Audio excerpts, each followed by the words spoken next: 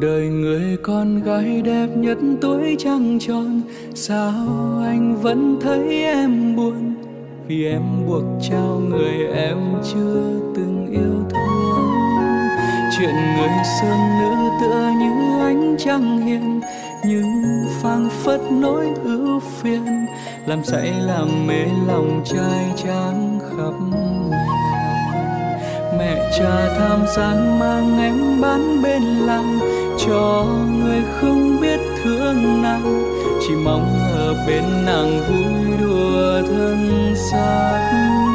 Giọt lệ rơi trong đêm chắn gối phũ phàng, thương cho thân xác hóa tan.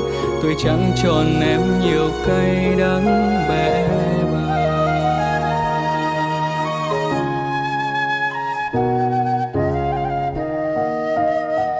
Đời người con gái chỉ mong ở bên người mình yêu nhất trên đời, cớ sao mấy người lại mang nàng đi về nơi xa xôi.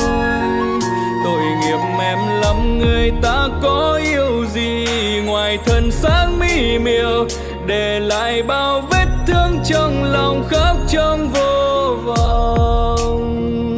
Đời em từng đẹp tựa như đóa hoa hồng, nay như chim cá trong lồng, chỉ mong được chơi đùa vui cùng khoảng không. Giờ đây lạnh căm ở nơi chốn khuê phòng, mà tàn nắn cõi lòng.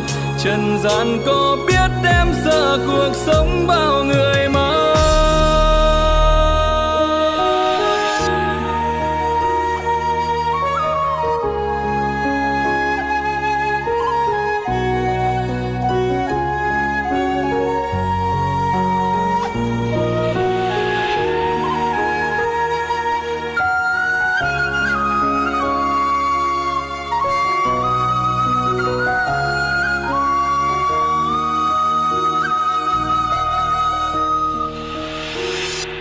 Cha tham sáng mang em bán bên làng, cho người không biết thương nàng, chỉ mong ở bên nàng vui đùa thân xác.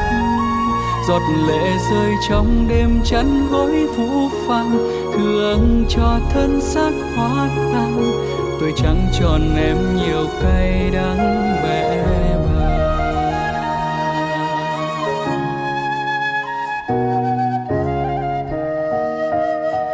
Đời người con gái chỉ mong ở bên người mình yêu nhất trên đời, cớ sao mấy người lại mang nàng đi về nơi xa xôi. Tội nghiệp em lắm, người ta có yêu gì ngoài thân xác mỹ miều, để lại bao vết thương trong lòng khóc trong vô vọng.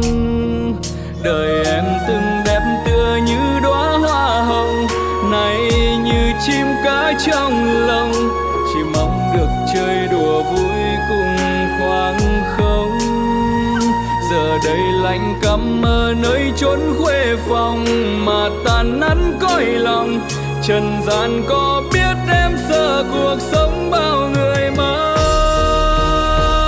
Đời người con gái chỉ mong ở bên người mình yêu nhất trên đời, cớ sao mấy người lại mang nàng đi về nơi xa xôi. Tội nghiệp em lắm, người ta có yêu gì ngoài thân xác mỹ miều, để lại bao vết thương trong lòng khóc trong vô